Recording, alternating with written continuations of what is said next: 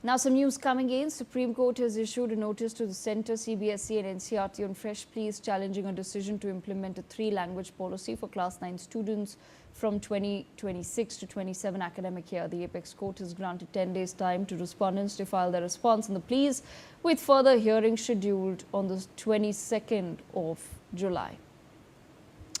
My colleague Sambhav Sharma with us on the broadcast. Sambhav, take our viewers through the details.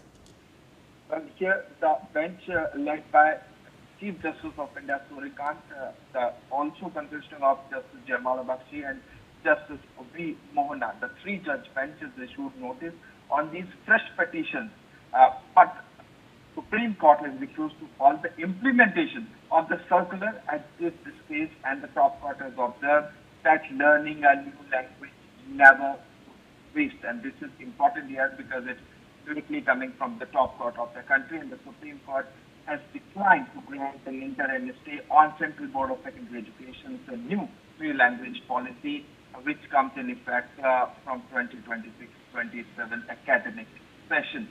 And if we talk about the background of this case in the Supreme Court, the court had earlier also issued notice to Union Government, NCERT and CBSE on earlier petitions when it was challenged in the Supreme Court. And if we talk about this particular policy of the Central Board of Secondary Education, here the students from class 9 will have to study 2 Indian languages, and the concerns are that among parents and students about the abrupt change it demands from those already pursuing other languages since class 5th.